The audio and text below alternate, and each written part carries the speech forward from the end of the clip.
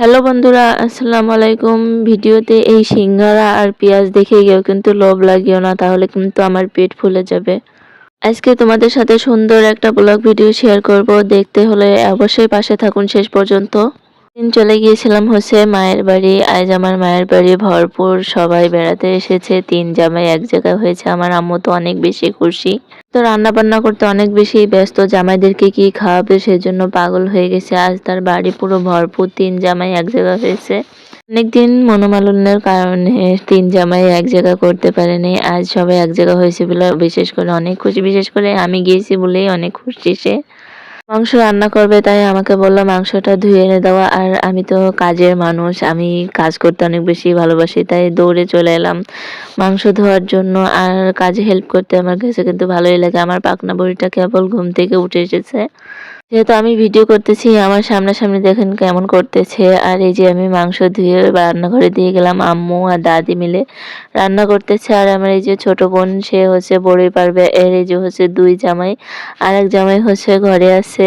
আর এই জামাই ছোটটা যে আমাকে কি খেপানটা খেপাচ্ছে, সে শুধু ভিডিও করতে দেখে আমাকে খেপাচ্ছে। আপা বলেন যে এতদিন আমরা ৩ জন আলাদা আলাদা ছিলাম, আজকে সবাই মিলে একসাথে হয়েছি, অনেক বেশি ভালো লাগতেছে। আহ কি মজা! আমার বোন গাছ থেকে বড়ি পাড়তেছে। এটা হচ্ছে টক বড়ি ছিল। ছোটবেলায় অনেক বেশি টক বড়ি খেতাম। বান্ধবীদের নিয়ে চলে যেতাম বিলে টক বড়ি পাড়ার জন্য। আর এখন কিন্তু বড়ি খেতেই পারি না।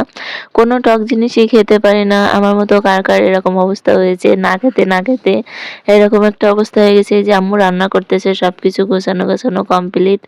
আর এখানে আমার দাদি বসে কোটাকাটি করে দিচ্ছিল। আর এই যে হচ্ছে আটা ছানা হয়েছে, রুটি বানাবে বলে পরে আমি রুটি আর বানাতে দেয়নি।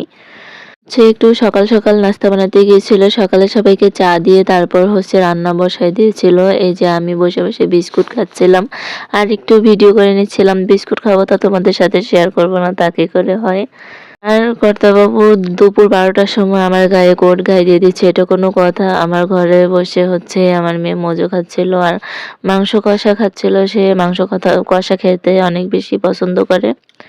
আমার বাবা অনেক শখ করে বাড়ি করেছিল। তার বাড়িতে আজকে ভরপুর, সব মেয়ে জামাই নাতি নাতনি দিয়ে ভরপুর হয়ে গেছে, কিন্তু সে নাই, অনেক বেশি কষ্ট লাগে। আমার আব্বু অনেক শখ করে এই বাড়ি করেছিল, কিন্তু একটা রাত সে এই বাড়িতে থাকতে পারেনি। তার আজকে বাড়িতে মেয়ে জামাই নাতি নাতনি দিয়ে সবাই আছে, কিন্তু সে নাই। দেখতে দেখতে ১৪ বছর হয়ে গেল, দিন কেমন যায়। তো এখন আর কষ্ট হলো, কিছু করার নেই। আল্লাহ যা করে ভালোর জন্যই করে।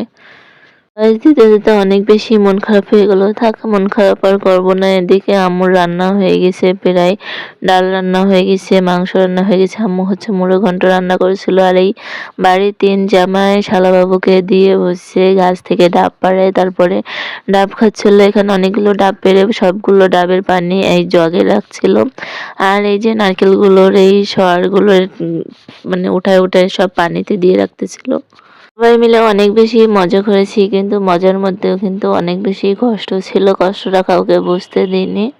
গিলাসে গিলাসে সবাইকে পানি ভাগ করে করে দিচ্ছিলাম। অল্প পানি হলো, কিন্তু সবাই ভাগ করে খেতে অনেক বেশি মজা লাগছিল। তো ভিডিওটা তোমাদের কাছে কেমন লাগলো? যদি ভালো লেগে থাকে অবশ্যই একটা লাইক কমেন্ট করবে। আর এখন হচ্ছে আমরা খেয়ে নেব।